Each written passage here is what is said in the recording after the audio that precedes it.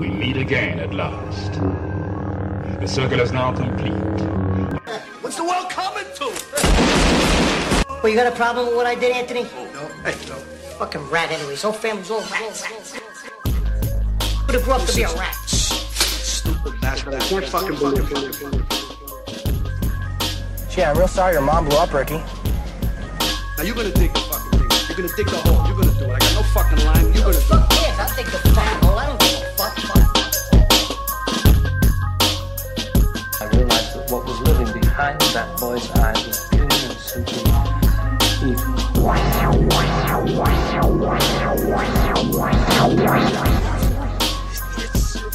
Jesus Christ.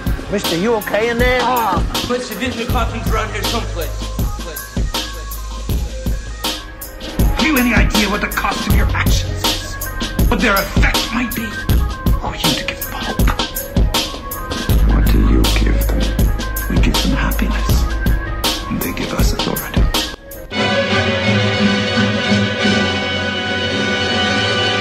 Groovy. What's going on, you wild rascals? Logan Myerz back here for the Cinephellas Podcast, episode 86. Been a crazy busy week here and a lot going on in the Midwest. If you guys have been watching the news, the stuff going on up in Kenosha, Wisconsin, it's pretty crazy. That's about 40 minutes from where I live. Just really terrible times right now, and riots going on and politics and all that stuff. And thank God we have the entertainment business to keep our minds away from that and keep us sane somewhat. A lot of great content coming up. Me and the boys just shot our podcast on Sunday night, episode 85 of the Cinephellas Podcast. We got wild for a few hours. We brought on one of our writers, Armando Venegas, was on the podcast for the first time. He had a lot of great insight into the entertainment business and TV shows and movies. Really awesome guy. Hoping to get him on future episodes with the Cinephellas boys while we get wild for 2 hours. So that podcast will be up this week. We have some other reviews coming up. I'm going to be reviewing Hannibal seasons 1 through 3. Just binge watched that the past few weeks, and a really great show on Netflix. If you guys have not seen it, it originally aired on NBC, and now you can stream it on Netflix. And hopefully they pick that up for a 4th season on a different service, hopefully HBO Max or AMC or FX. I think it would be really great for that show. And season 4 having to do with Silence of the Lambs. Hello, Clarice. Besides that, we got some more written reviews. Niall is going to be interviewing an actor, or I think director, from a new horror flick that's coming out. More reviews on our YouTube channel and website. And tonight I had the opportunity to interview Casper Van Dien. Oh, what a dreamboat. No, seriously, I love Casper Van Dien. Great actor, been around the movie business for 20 plus years. I loved him in Starship Troopers. He was in Sleepy Hollow with Johnny Depp. Just a lot of movies, but the one I'm going to be talking to him about is the brand new thriller action movie, The Second, starring Ryan Phillippe and Casper Van Dien as the driver, the bad guy, and he's really great in this. He's very intimidating in this film.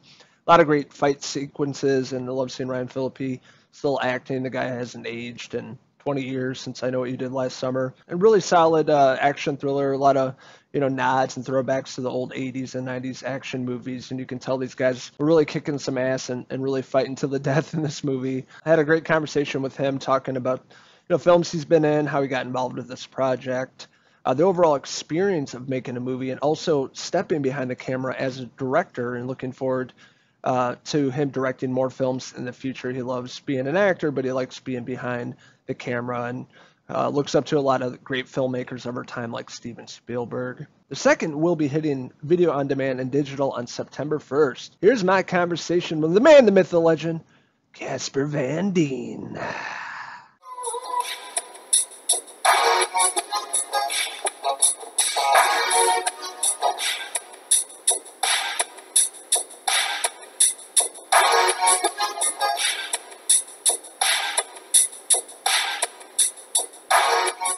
I'm doing good. How are you doing?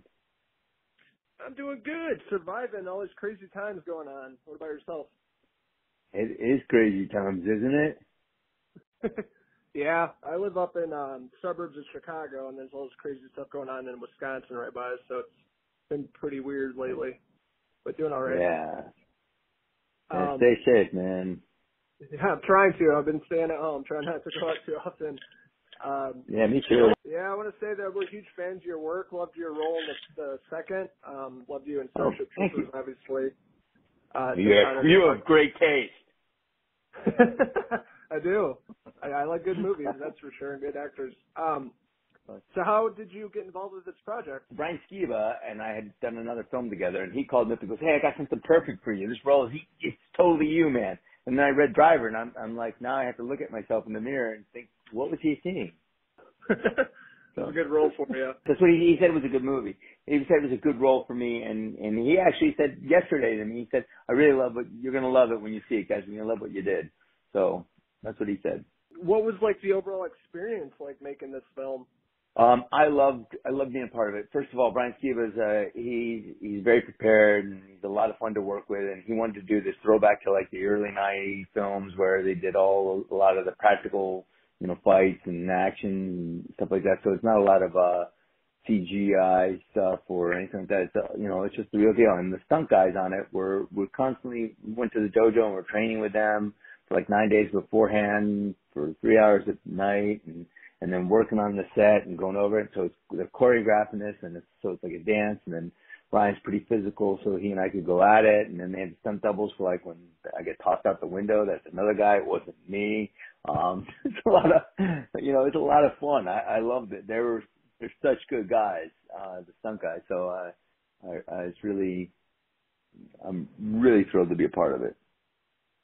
Yeah, and I was going to ask you the next is like, did you have to work with stunt coordinators and all that stuff? But you already pretty much answered that. Yeah, his name is Christopher Troy, and he's the stunt coordinator, and he was great. And I got to fight guys like Kit Dale, who's a real mixed martial artist fighter, and I get to fight him. And there's just guys that really know what they're doing, and they're all of them. There's too many of them for me to even mention all the guys that were on there, but they were really awesome.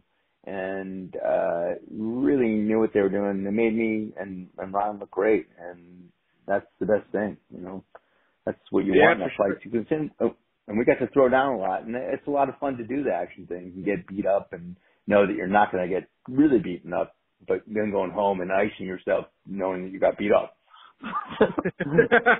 It was a good day at the office. Yeah, you come back. It's the only day where you're getting your ass kicked, and you're like, "Oh man, that was awesome." Yeah, me and my wife were watching it last night. We're like, man, these guys are getting their asses whooped in this. Oh, we did. I definitely was using ice and definitely had bruises and some cuts and some tenderness there, and I think Ryan too, and the stunt guys always. But they never complain. So if you do, they make fun of you. So you don't complain. You're just like, yeah, I'm fine. I'm fine. Let's do it again.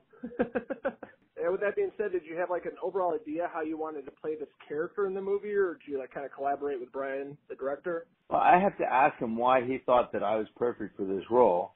I definitely have to look into myself now for that, but I liked the guy. I liked playing him. It was a lot of fun, and I enjoyed being something a little bit different than what I am. I think he's a little bit more introverted and I'm a little bit more extroverted. So he's, he was fun to be. It was fun to be Driver. And as far as work, Brian and I have worked together. We did another movie together, and so he knows and trusts me, and he thought this was a good role for me, and I it's pretty well described, and I just enjoyed playing it. So, and I follow direction pretty well usually, but it was a cool guy to play. A cool guy to be. Absolutely. Love the character in the movie. I've seen you've also directed some films, and was wondering what made you jump from acting to directing, being behind the camera.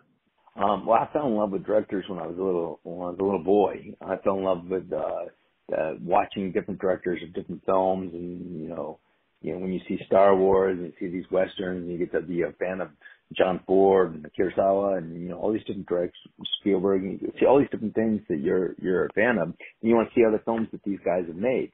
So, or at least that's what I was. I think my dad, who's a military guy and a teacher, when I would go, I want to know what this director, what else he filmed, so we'd have to figure it out. Back then, we didn't have the internet, or we had to actually look things up in different ways.